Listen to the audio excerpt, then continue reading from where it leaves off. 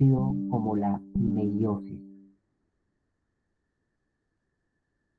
La meiosis está compuesta también de dos procesos semejantes a la mitosis, hasta sus etapas son similares, ¿no? La mitosis tiene una profase, una metafase, una anafase, una telofase. T, M, A, T. Uno, y después cuando termina ese proceso hay un estado de interfase corto y continúa el siguiente proceso de meiosis, que también tiene una profase, una metafase, una anafase y una telofase, para finalmente producir estas células gaméticas, estas células gaméticas. Es así que se lleva a cabo, aparecen estos dos procesos de reproducción a nivel celular, ¿no? Un proceso mitótico y un proceso meiótico. Pero este proceso de reproducción, este proceso de división celular, está dentro del ciclo de vida de una célula. A este ciclo de vida se le conoce como ciclo celular. Como ciclo celular. Este ciclo celular permite la transmitir información hereditaria de las células progenitoras a las células hijas.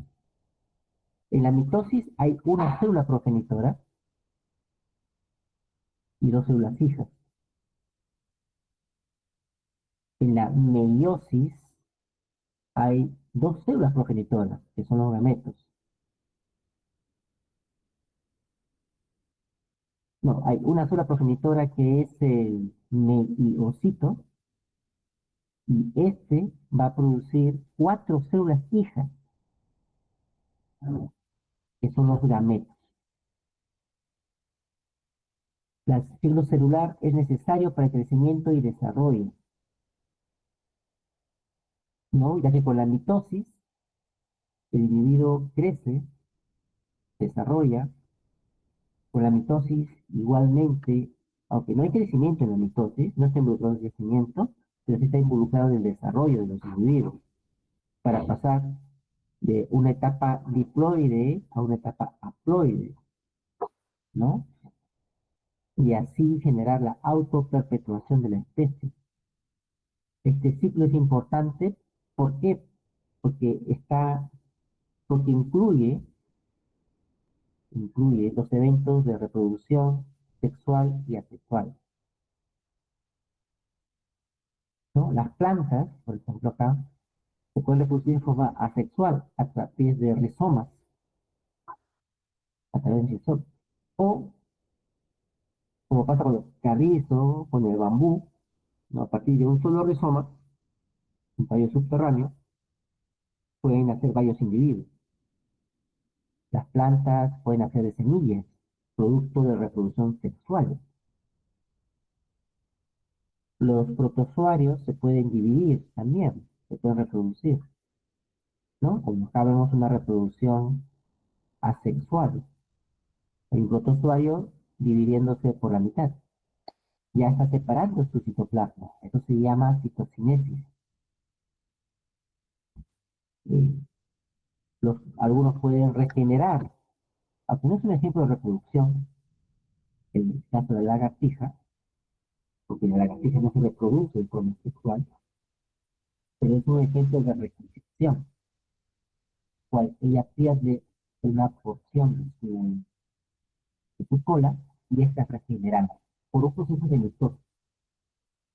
Las células, las células se reproducen, en este caso, las células se van a reproducir para regenerar el órgano perdido. Y para tal motivo utilizan la mitosis. Las algas, ¿no? Se comienzan a reproducir. Uno tiene una forma de reproducción sexual y otra forma de reproducción asexual. Hay mucha variación. Entonces, en los seres vivos, cómo usar estas formas de reproducción. La regeneración en las estrellas de mar. algo semejante a lo que pasa con la lagartija, ¿no? Pierden un brazo y estas células, hay unas células en su brazo perdido que comienzan a regenerar la parte restante. Para eso utilizan la mitosis, la fisión binaria de las bacterias. Las bacterias no tienen reproducción sexual, no hay bacteria masculina ni femenina, ellas son asexuales. Un progenitor, cuando llega a un tamaño adecuado, dirigido genéticamente, se divide por la mitad. Las bacterias no poseen mitosis, ellas no hacen mitosis, ellas hacen lo que es fisión binaria, se parten por la mitad. Las planarias tienen un poder de regeneración tan alto, ¿no? Regeneran la parte perdida, por ejemplo, la cabeza puede regenerar la cola puede regenerar la cabeza, que puede considerarse que la regeneración en planarias es una forma de reproducción asexual. ¿Por qué? Porque de un individuo que ha sido fragmentado, al final se generan dos individuos. Esta planaria debió ser fragmentada en tres, saldrían tres. En cuatro saldrían cuatro. Tiene un alto poder de regeneración. Algo semejante pasa con las hidras. Algo semejante pasa con las hidras. En el caso de las estrellas, no todas las estrellas tienen la capacidad de regenerar un individuo completo. En este ejemplo, hay especies de estrellas, no todas, no todas, que pueden regenerar a partir del brazo perdido un individuo completo. Si pasase eso, sería un caso de reproducción asexual. En cambio, en este caso, el pedazo perdido no regenera el individuo completo. Por lo tanto, es un caso de regeneración. Igualmente, existen los gametos, ¿no? Gametos masculinos, gametos femeninos, que una vez producido la fecundación, nace un individuo, caso de reproducción sexual. En los procariontes, que son las arqueas y, y eubacterias, la división celular sigue siendo una fase del ciclo celular, ¿no? Sigue siendo una fase. En ellas, ahí está su ADN que es circular, el ADN de los procariontes es circular, se apertura, se abre su ADN y comienza a replicarse. La replicación del ADN, tanto en procariontes como en eucariontes, es bidireccional. Ya que comienza en el centro y va, como dice el gráfico, una copia hacia la derecha y la otra hacia la izquierda, bidireccional, hasta que completa y da la vuelta completa. Y tenemos dos moléculas de DNA. En los, el ciclo celular, el ciclo celular en los procariontes, comprende dos etapas, ¿no? Una de crecimiento celular que correspondería a la interfase en los eucariontes, y otra de replicación, en el cual que correspondería a la fase S de los eucariontes. En las procariontas es una etapa interfásica, es una etapa 1, en la cual la célula va creciendo y se replica. De forma muy distinta a las eucariontas. Es una fase de crecimiento y replicación. Después, cuando termina su replicación, comienza a dividirse. No por mitosis ni por meiosis, sino por un proceso conocido como fisión binaria, el cual hacen las células hijas. Ahí está el ADN circular. El ADN, recuerden que está ligado a un mesosoma, una invaginación de la membrana. Este ADN se replica, como está indicado acá, se replica, y después cada mesosoma, que está simbolizado con los puntitos rojos, arrastra el ADN a los polos de la célula bacteriana, de la célula procariota. Después se va a producir un anillo central el anillo central, para producir dos células hijas, para producir dos células, ¿no? Y tendremos dos células bacterianas, dos células procariontes, producto de la fisión binaria. Énfasis, no hay mitosis en procariotas, no hay fase G1, S, G2 en procariotas, no. Esas tecnologías van dedicadas a las eucariotas. En eucariotas, aquí sí encontramos un periodo llamado interfase, que comprende la fase G1, que es la fase de crecimiento de la célula, en la cual crece, en la cual la célula metaboliza.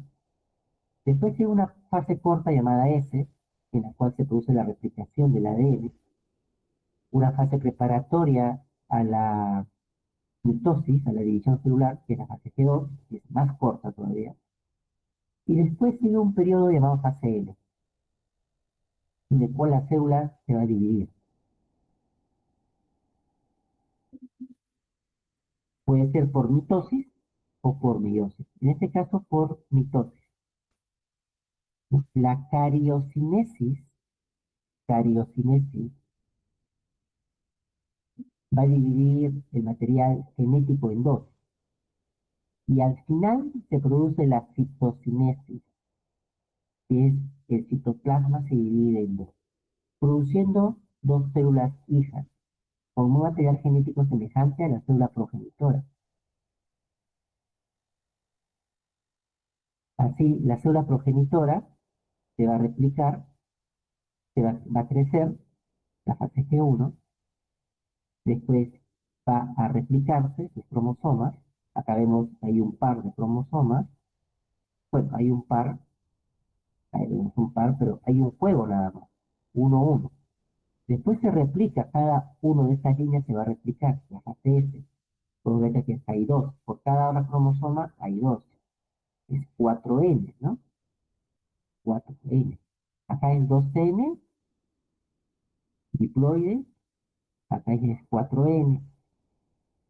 Después, esta es la fase S. Aquí entra después a la fase G2, a la fase mitosis, profase, metafase y anafase. En anafase se produce la segregación. Ahora, cada copia se separa a cada polo. La cariocinesis. Y después ocurre la citocinesis, la división del citoplasma, produciendo dos células hijas. Y cada célula hija pasará su ciclo celular nuevamente. La división mitótica es diferente a la división meiótica. El que primero, la mitótica, es un mecanismo para reproducción asexual. Ella produce dos células hijas con un material genético muy idéntico a la célula progenitora, a los cuales llamamos células clonales como producto. Favorece el crecimiento y el mantenimiento y la reparación de los tejidos, ¿no? Cuando hay una herida, estos tejidos se reparan con mitosis. El crecimiento se produce por mitosis, el incremento en masa de un organismo, ¿no? Por incremento de células. Y el mantenimiento, que es el reemplazo de tejido activo por tejido nuevo. Y esta división mitótica la llevan a cabo las células somáticas, que son las células que forman gran parte del cuerpo. Están dedicadas a estas funciones: crecer, mantener y reparar, ¿no? Como son las células del pelo, las células de los huesos, de la sangre, etc. Excepto las células que producen gametos. La división meiótica, en cambio, es característica de la reproducción sexual. Y a diferencia de la anterior, de una célula progenitora llamada el meiocito, se generan cuatro células hijas. Y estas cuatro tienen un material genético distinto, cada una de ellas, ¿no? Distinto. Entonces se dice que son genéticamente diferentes. Es así que la meiosis genera diversidad. Promueve la variedad genética en las especies. Por esa razón, los hijos los hijos, producto de la reproducción sexual, son diferentes entre sí, a pesar que sean de hermanos, porque la combinación de genes que poseen es distinta. Y eso favorece la variabilidad genética. Y la variabilidad genética es ventajosa en el aspecto que al ser más variable, las especies pueden afrontar con mayor probabilidad de éxito los cambios del entorno, pueden adaptarse. Alguna de esas variaciones tendrá la solución a la adaptación en ese ambiente y podrá sobrevivir. Si todos fueran iguales, entonces no habría oportunidad. ¿Sí? Entonces, o esta sería demasiado poco. Además, la división meiótica se produce en las células germinales. En las células germinales. Las células germinales son células que van a producir gametos, ya sean espermatozoides, ya sean los óvulos, o ya sean el polen o los sacos embrionarios, en el caso de los vegetales. Son células implicadas en la producción de gametos, por eso se llaman células germinales. Estas células germinales se encuentran formando parte de los órganos reproductores. En el caso de los animales, ovarios, testículos, ¿no? En el caso de las plantas, ¿no? Se encuentran en las tecas, donde se genera el polen, ¿no? O en el pistilo, ¿no? Donde se generan los óvulos. No todas las células del ovario son células germinales. No todas las células del testículo o de los órganos reproductores son células germinales. Solamente son un grupo de células llamadas los meiocitos, ¿no? Los meiocitos, que provienen de unas células llamadas las espermatogonias. El término gonia, el término, el sufijo gonia, hace referencia a células germinales, ¿no? Las espermatogonias, las ovogonias, son células germinales que van a producir los meiocitos, espermatocitos y ovocitos. Algo semejante pasa con las plantas, ¿no? En las plantas tenemos las microsporas para el polen, las megasporas para el saco embrionario. ¿Ok? Entonces, no todas las células del ovario son células germinales. No todas las células de, de los órganos reproductores son células germinales. Solamente son unas en especial cuya función es producir eh, los gametos.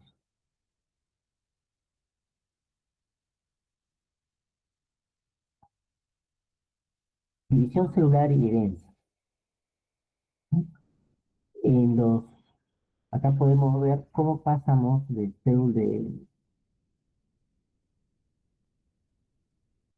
células somáticas y células germinales. Tenemos los gametos, ¿no? El gameto, otro gameto. Estos gametos se juntan en un proceso llamado fertilización, y aparece el cigoto. El cigoto ya es diploide. Los gametos que están acá afuera son haploides. Tienen la mitad del juego cromosómico. Estos gametos, por ejemplo, tendrán 23 cromosomas, que tienen la información combinada de la madre y padre respectivamente. 23. 23 el esperma, 23 el óvulo. Cuando se juntan con la fecundación genera el cigoto. El cigoto ya es una célula somática y tiene 2N, es decir, 46 cromosomas.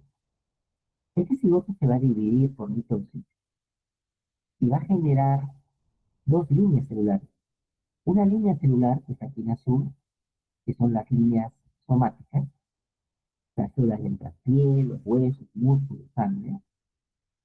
Y otra línea que va a generar es las líneas germinales, que después van a sufrir un proceso de meiosis para producir gametos. Estos gametos, que ya es la línea parte, el producto de la línea germinal, serán fecundados por otros gametos masculinos, la célula madre, y producirá una célula somática de la hija, cigoto. Y se repite otra vez la misma explicación. El cigoto va a producir dos líneas celulares, una línea germinal y una línea somática. Y esta línea germinal se dedicará a producir también. En el proceso de replicación, cada división celular, ¿no?, es un proceso de replicación semi-conservativa, porque cada hebra original está simbolizada en un color amarillo. Al abrirse, va a generar la célula original con una copia que está simbolizada en rojo, amarillo y rojo, amarillo y rojo. Tengo dos células, dos ADN que son copias de inicial,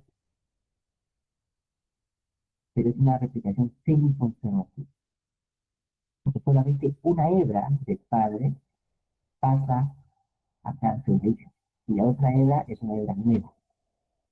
Podemos ver acá amarillo va para un hijo y el otro amarillo para otro hijo.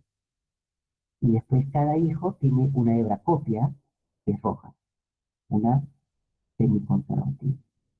Después se va a dividir y tenemos ya 4 ADN, 4 células hijas, del total de las dos, ¿no? Y podemos ver cómo la célula de la progenitora original solamente queda en dos. Esta población se volverá a dividir y podemos ver cómo las hebras de la progenitora original ahora se queda en 2 de 8. Y así, poco a poco. Así que el ADN original que nos dio origen, del padre y de la madre, se encuentra demasiado dividido en nuestros trillones de células. Nosotros tenemos trillones de células, pero solamente hay una célula que posee el ADN original que nos generó, ¿no? 92 células que poseerán una copia de ese ADN original. Los demás son copias. Los demás son copias. Copias de copias.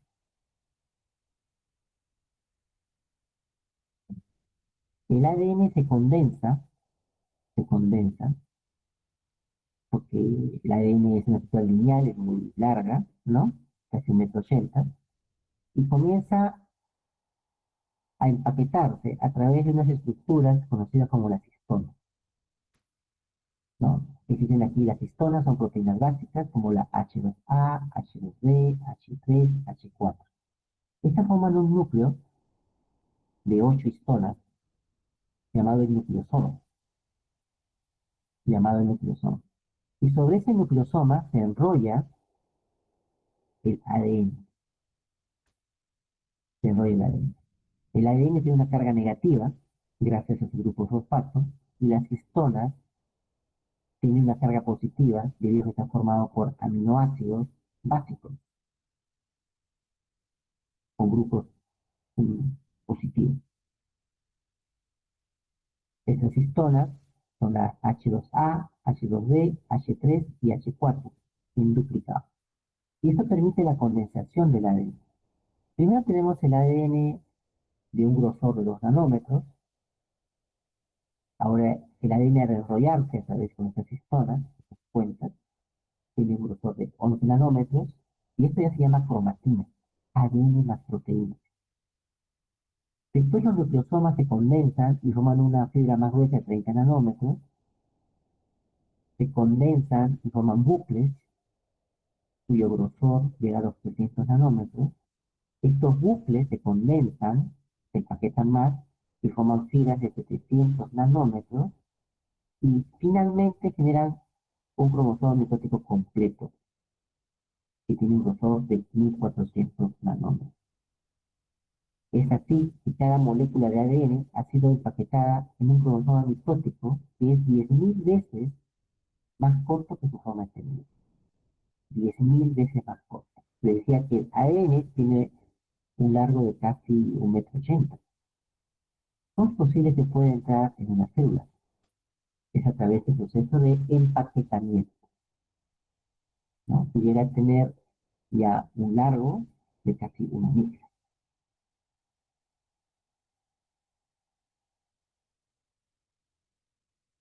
Los cromosomas, los cromosomas poseen una región central llamada el centrómero. Es una construcción, es la cinturita de cromosomas. Alrededor de este centrómero se asocian unas proteínas,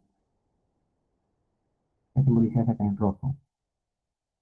Esas proteínas que se asocian alrededor del centrómero de la cintura son las proteínas que van a formar una estructura conocida como el cinetocoro. Y el cinetocoro va a servir para enlazar a los microtúbulos, que son parte del uso cromático o uso mitótico, que va a permitir jalar a los cromosomas,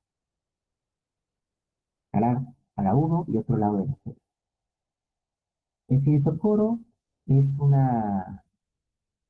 un complejo proteico que se asocia a cada cromátida del cromosoma. Y sobre ese cinetocoro se ensartan los microtúbulos que van a jalar hacia un lado a la cromátida. Este es un cromosoma que tiene dos cromátides, una derecha y otra izquierda que simbolizaban. Entonces se llama cromosoma bivalente. La misma información genética ha sido copiada. Esta estructura es importante para la metafase, para alinear a los cromosomas en la parte ecuatorial de la célula. Importante para la anafase, que va a permitir jalar a los cromosomas, ¿no? A las cromátides en este caso, a ambos polos de la célula. En la anafase mitótica se desplazan las cromátides. Las cromátides hermanas son jaladas para cada polo. Entonces, el cinetocoro que se adhiere a cada cromátide, tiene una estructura en la cual se enlazan los microtúbulos que forman parte del uso cromático. ¿No? Los microtúbulos crecen por el extremo cercano al cinetocoro y disminuyen en longitud por el extremo opuesto al cinetocoro. Y eso hace posible que el cinetocoro que está anclado a la cromátide jale la cromátide a un polo de la célula. El cinetocoro crece, disculpen, el microtúbulo crece en el lado cercano al cinetocoro y decrece en el lado que está en dirección a la célula, al polo celular. En la parte, en la parte interna, en la parte interna, ¿no? Se va a producir una despolimerización del extremo más, en el caso del cinetocoro, ¿no? Se despolimeriza este extremo y eso va a generar una fuerza que va a jalar a las cromátides hacia el polo celular.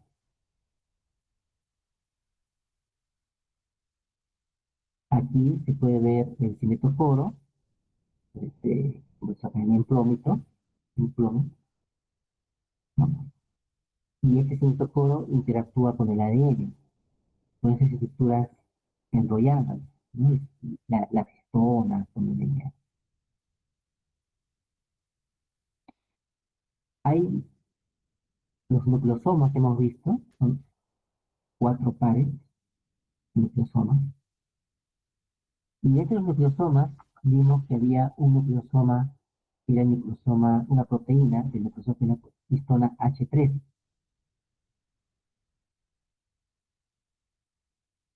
Esta histona H3 es una histona específica del centrómero. Va a permitir que interactúen con las proteínas del centrómero, la histona H3.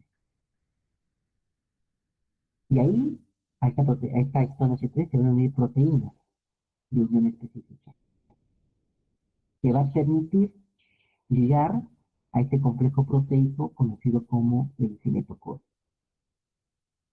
¿No? La histona H3 va a servir de unión a otra proteína DNA específica y este complejo, histona H3 con esta proteína específica, va a permitir el anclaje del citocoro.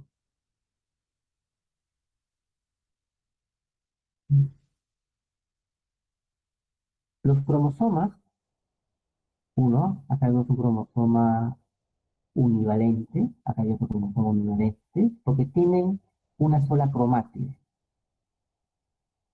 Acá vemos cromosomas bivalentes, porque este cromosoma tiene dos cromátides. Este es un cromosoma de interfase. Este es un cromosoma de la fase S. Ya se duplicó, ya se duplicó, ¿no? Acá podemos ver que cada cromosoma posee su centrómero y hay asociado cada una de ellas su citocoro, que está acá en verde. Acá podemos ver que estas dos copias están unidas por su centrómero y podemos ver además que poseen cada una su cinetocoro, que está acá en verde, ¿no? Cada cromátide tiene su propio cinetocoro. En este caso son cromosomas univalentes. En este otro caso son cromosomas bivalentes porque poseen dos cromátides bivalentes.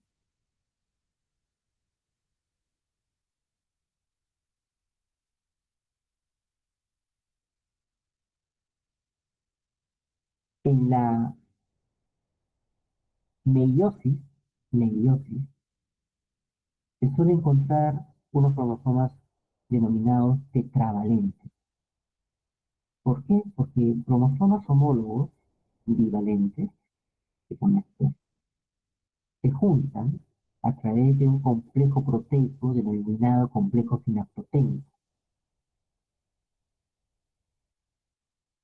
y dan al microscopio la imagen de una tetra, una tetra. Que solamente ocurre en la meiosis, en una etapa llamada el, la profase 1 durante el cigoteno y fatiteno. Se forma en el cigoteno y todavía permanece durante el fatiteno, ¿no? Esa estructura en tetra. A los monovalentes se les llama mónadas, a los bivalentes se les llama también diadas. Las cromátides hermanas poseen la misma información genética, porque son copias y pertenecen a un mismo padre progenitor. En cambio, los cromosomas homólogos, cromosoma homólogo paterno, cromosoma homólogo paterno, provienen de diferentes progenitores. Cuando hablamos de cromosomas homólogos, son aquellos que provienen de diferentes progenitores. Así, las cromátides hermanas poseen la información con la misma variación de genes. En cambio, los homólogos poseen el mismo orden de genes, el mismo orden, pero otra combinación distinta, ¿no? Otra combinación. Puede ser que esta posee A mayúscula, el paterno, y el materno posee A minúscula. El paterno produce X minúscula y el materno tiene en esa misma posición el gen X mayúscula. Es decir, poseen el mismo orden de genes, los homólogos, el mismo orden, pero igual o diferentes alelos de los genes. Por eso decimos que tienen información genética distinta.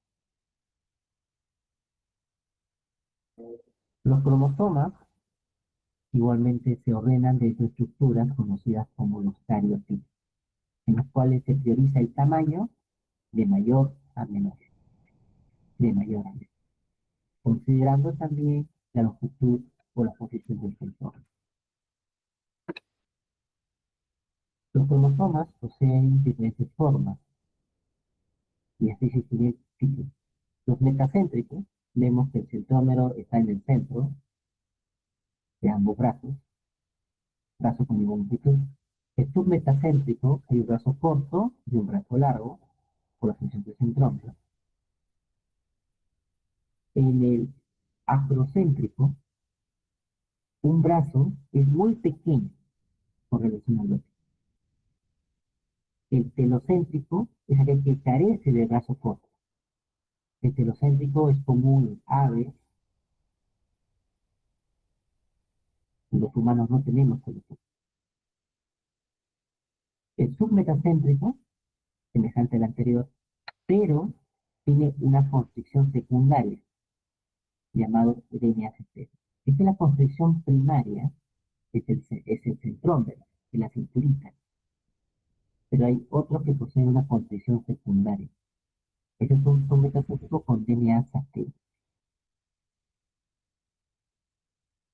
Entonces, un cromosoma puede tener una constricción primaria, centrómero, o una constricción secundaria que genera a los satélites, segmentos de ADN satélite.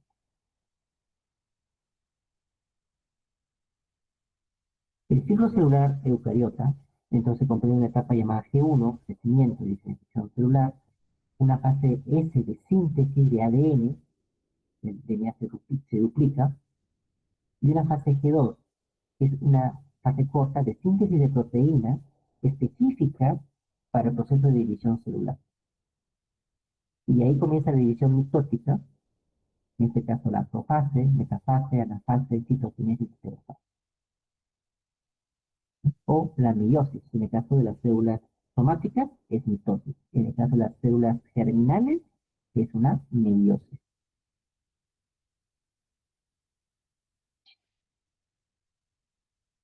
Durante la profase, los cromosomas se están condensando, están empaquetando, ¿no? Alrededor de los nucleosomas del ADN, y comienzan a empaquetarse, a hacerse cada vez más gruesos. El centrosoma, que es en los animales, posee un par de centriolos, se duplica y comienza a desplazarse a cada polo de la célula. Y en su desplazamiento se va formando el uso mitótico, que está como por microtúbulos. En cambio, los vegetales, el centrosoma carece de centriolos, no carece de centriolos. Pero igualmente, el centrosoma va a formar el uso mitótico, ¿no? Entonces, en animales hay centriolos, en vegetales no hay centriolos. Pero tanto en animal y vegetal hay un centrosoma que organiza el aparato mitótico, el uso mitótico.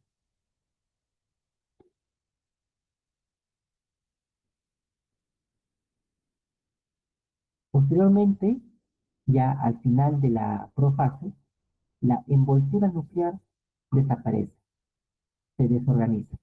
Recordemos que la envoltura nuclear está conformada por sacos de doble membrana y por unas proteínas llamadas las lamininas. Estas lamininas dan forma a la envoltura nuclear. Y durante la profase, estas lamininas se desorganizan, desapareciendo el núcleo. Vemos que ya está desapareciendo el núcleo y los cromosomas, ya condensados, siguiendo todavía condensándose, comienzan a esos cinetocoros a anclarse con el uso astromático y comienzan a ordenar. Todavía no estamos en la metafase propiamente dicha, están ordenando. Y ya en la metafase, los cromosomas encuentran su máximo estado de condensación. Ya no se van a condensar, ya no se van a poner más gruesos, ya es el máximo. Y se encuentran alineados en la placa ecuatorial de la célula. Cada cromosoma tiene su propia cromática hermana, ¿no? Es así que el cinetoporo está enlazado con el uso cromático, con sus túbulos, y alinean los cromosomas en la placa media. Después llega a la fase y los microtúbulos van a jalar a los cromosomas hacia cada polo celular.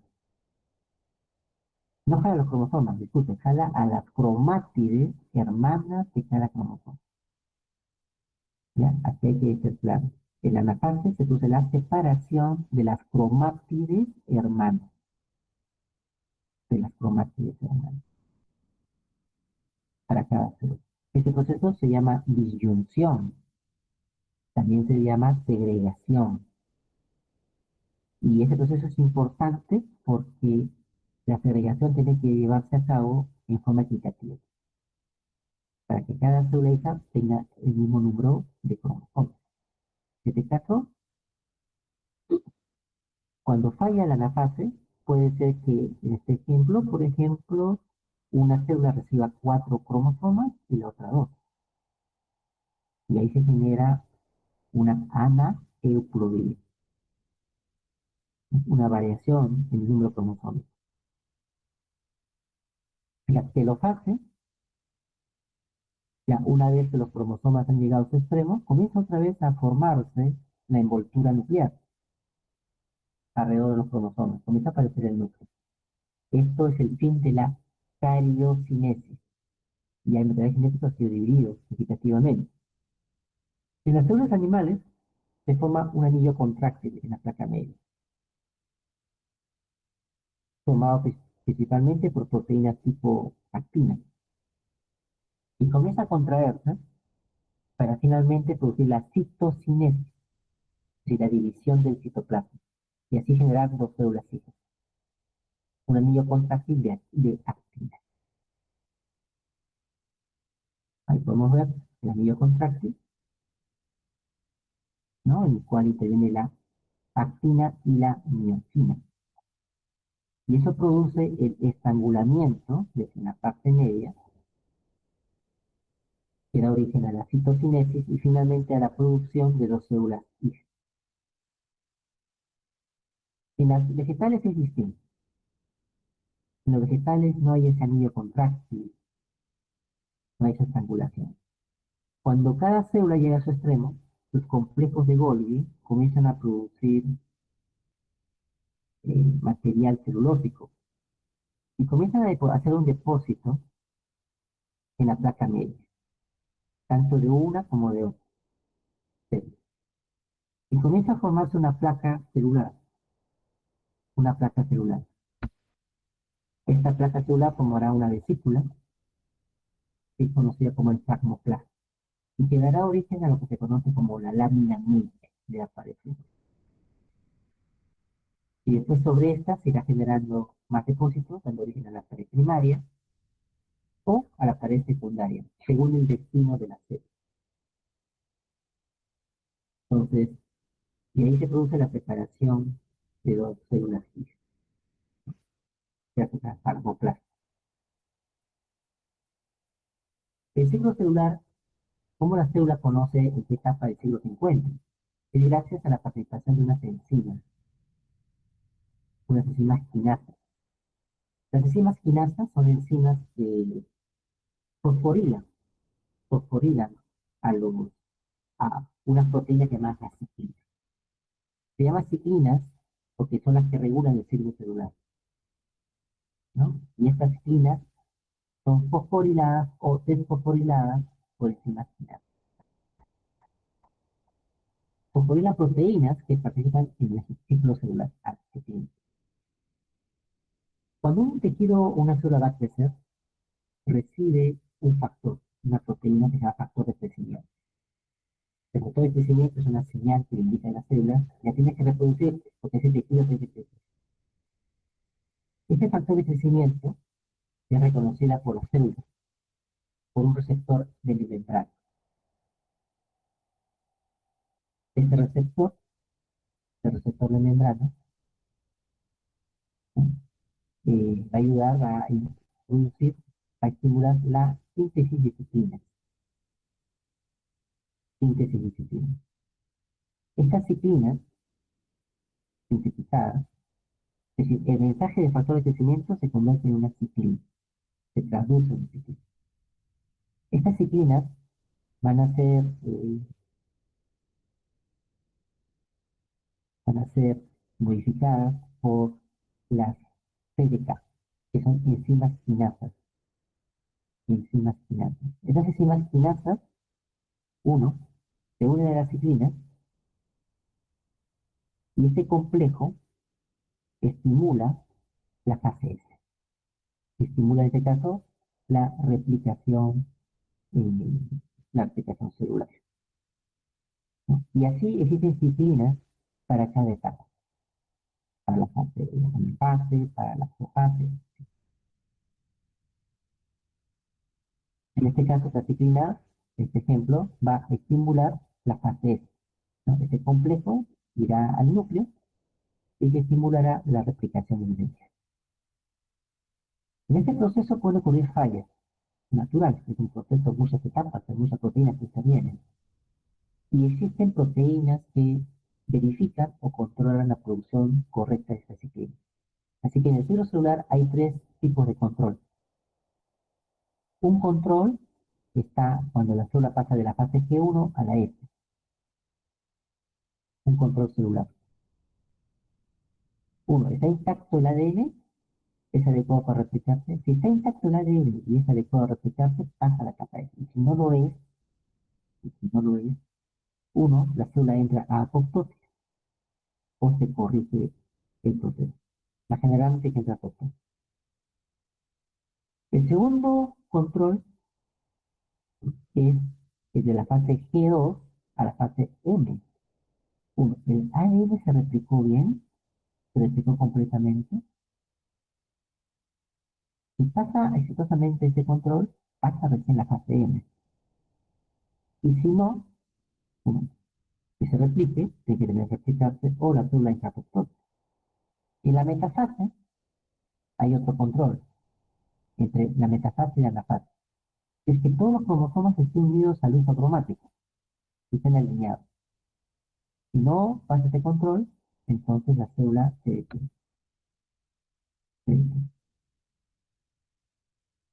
Esos son controles que tiene el ciclo celular para verificar. Cuando estos controles fallan, uno, en buen término, la célula entrará a apoptosis para no generar, pero si no fallan, si fallan, realmente tendremos una célula cancerosa o una célula tumoral.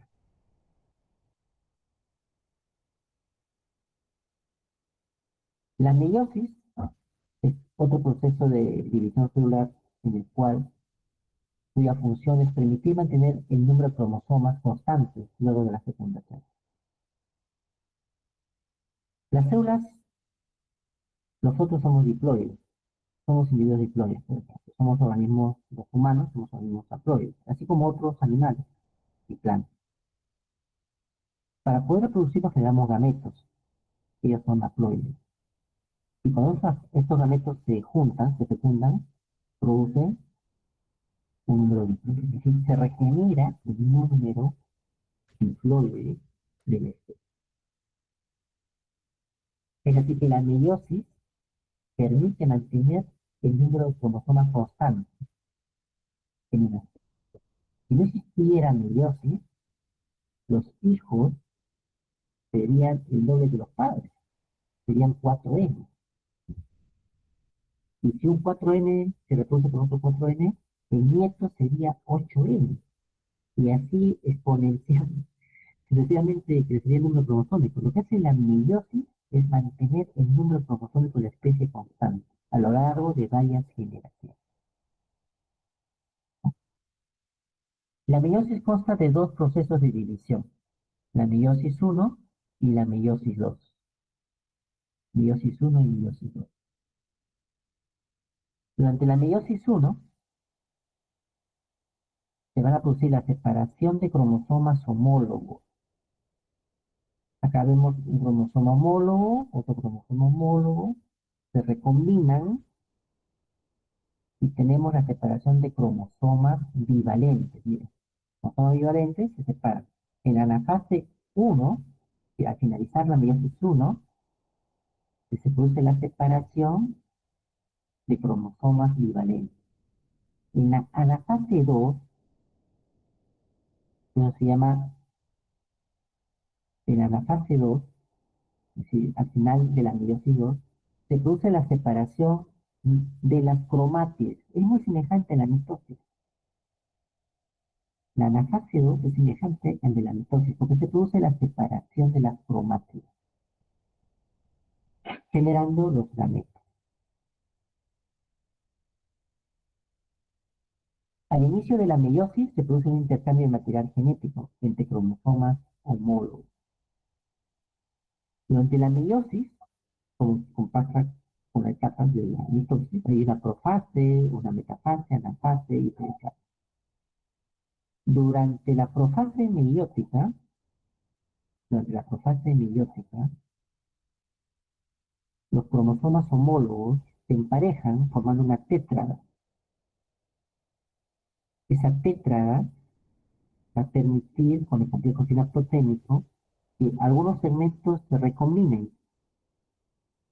Intercambio de información.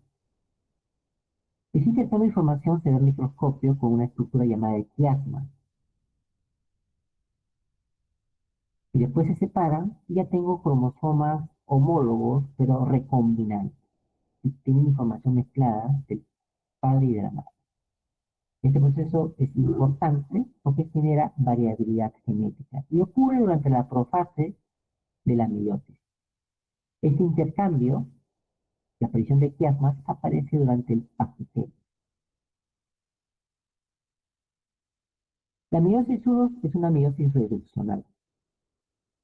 Meiosis reduccional. Comienza con una célula con un par de cromosomas homólogos y termina con dos células, cada uno con un par. Cada uno con un par. Esto se llama mitosis reduccional. ¿No? Mitosis reduccional. Al inicio, la célula tiene cuatro cromosomas bivalentes, cuatro cromosomas bivalentes, y al final de la meiosis 1, surgen dos células con dos cromosomas bivalentes. Entonces es una meiosis reduccional. Se produce la separación de cromosomas bivalentes durante la fase.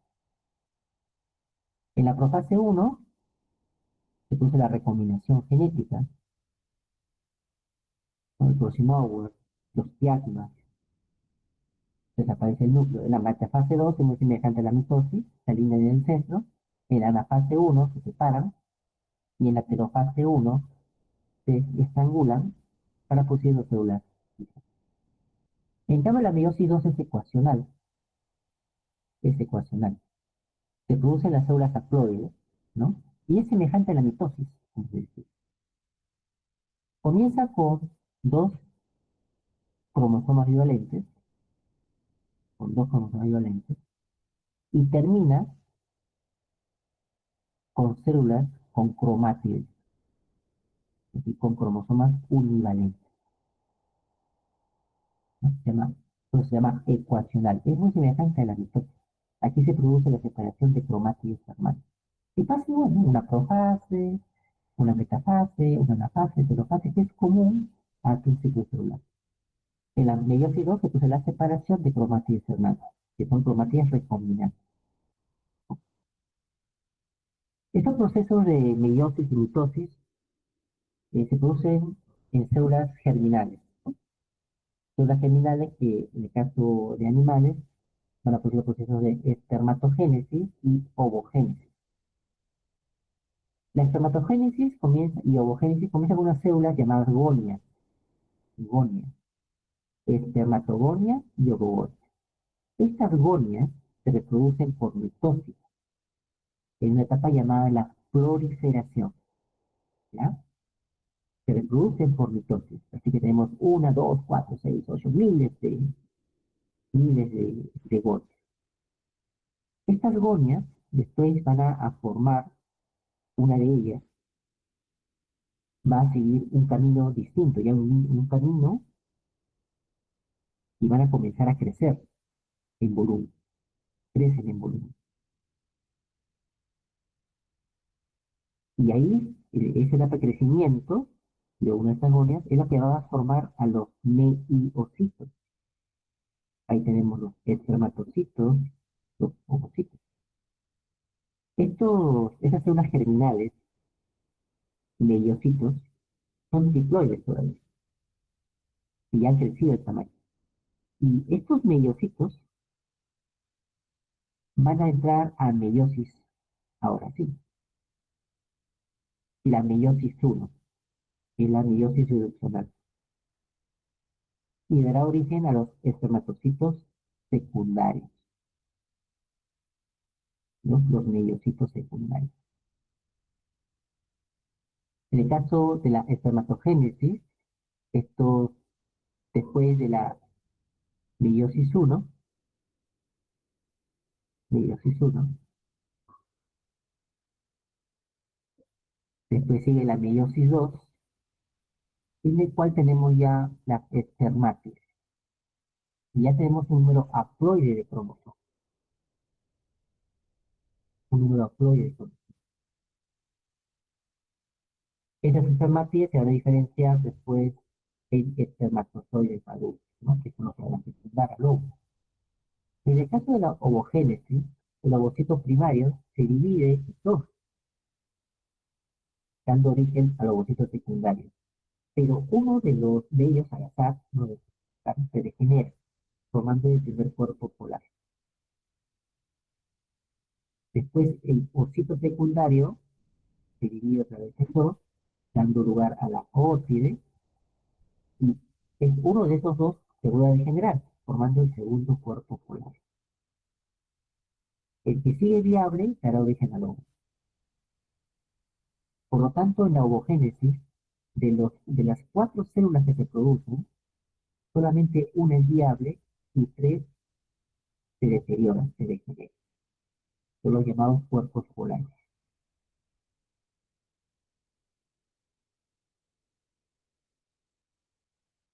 Existen durante la recombinación, antes de la recombinación del cigoteno, hay unas proteínas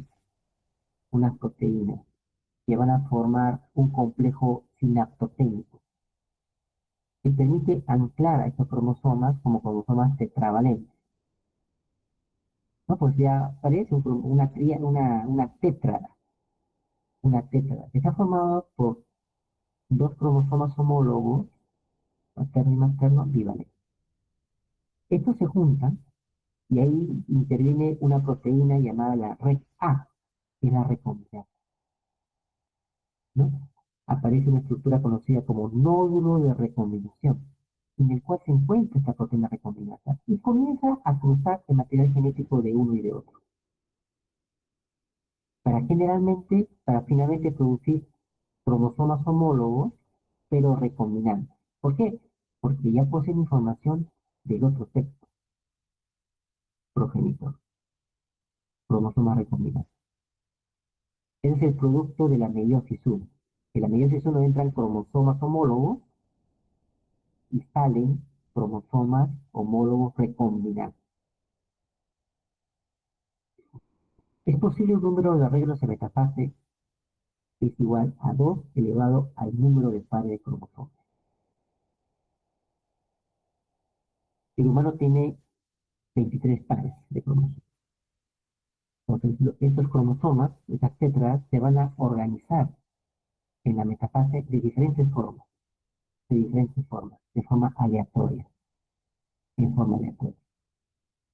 durante la meiosis uno, ¿no? Se sortean de forma aleatoria. Por lo tanto, la posible combinación es 2 a la 23. 2 a la 23. Posibles combinatorias de orden de cromosomas. Y a esto se adiciona la recombinación genética, lo cual contribuye, estos dos factores, a una alta variación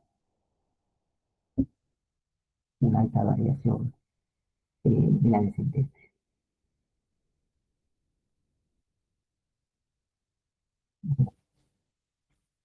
Finalmente, ¿no? Las células están programadas para hacer frente a situaciones de amplio estrés. Y tenemos dos eventos: la apoptosis, que es conocida como la muerte celular programada, en el cual se produce un desmantelamiento de las estructuras celulares, se degenera la célula y la célula muere. Entonces, la célula está programada a morir. Durante el desarrollo embrionario de mamíferos y animales, no todas las células que se generan al inicio sobreviven hasta el final. No, algunas células están destinadas a morir. Para esa muerte tiene una función para las células que vienen. Un ejemplo en vegetales, un ejemplo bien claro en vegetales, ¿no? El xilema es un tejido muerto. Al comienzo es vivo, el xilema está vivo, el xilema joven está vivo, pero su destino es morir, su destino es morir, para poder llevar a cabo la función de aportar agua y salinizar. El esclerénquima es otro tejido muerto en vegetales. Al comienzo el esclerénquima está vivo, pero su función es morir, apoptosis, para poder dar toda la estructura que ella forme, dar sostén y rigidez al tallo de una planta. ¿Sí? Y se llama muerte celular programada. Otro caso es la necrosis. La necrosis es cuando la célula dañada muere, ¿no? Muere, pero producto de una lesión, un golpe, una inflamación, ¿no? Una lesión tisular. En este caso de necrosis, la célula dañada, te golpeas, por ejemplo, un brazo, te golpeas la pierna, te pone morado.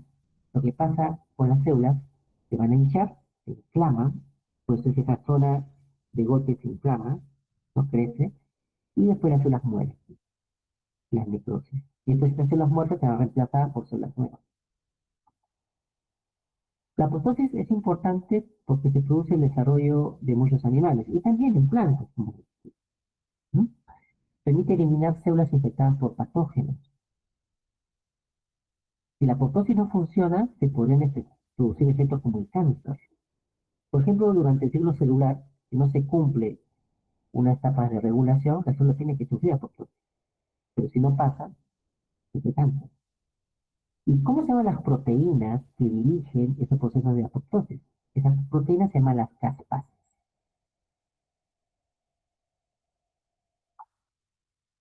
El ciclo celular es el ciclo de vida de las células. La división celular es parte del ciclo celular, ¿no? Los cromosomas representan es ADN muy condensado alrededor de las histonas. La mitosis obtiene dos células genéticas idénticas, que les llamamos clonales. Son muy idénticas, pero no que sean igualitas. No, igualitas no son. Son muy idénticas. Repartiendo la mitad de cromosomas duplicados a cada célula hija. La profase, metafase, anafase, telofase son procesos comunes tanto en la mitosis como en la meiosis. La meiosis es importante porque mantiene el número de cromosomas de una especie. La meiosis da variabilidad genética a los individuos de reproducción sexual. La apoptosis y la necrosis son procesos de regulación que tienen las células, ¿no? Que permiten el crecimiento y desarrollo del individuo.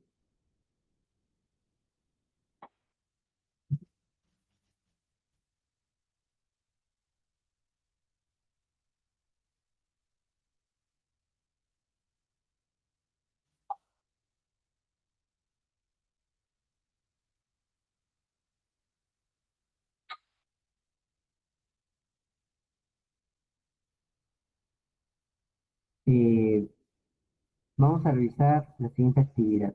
Ya van a tener unos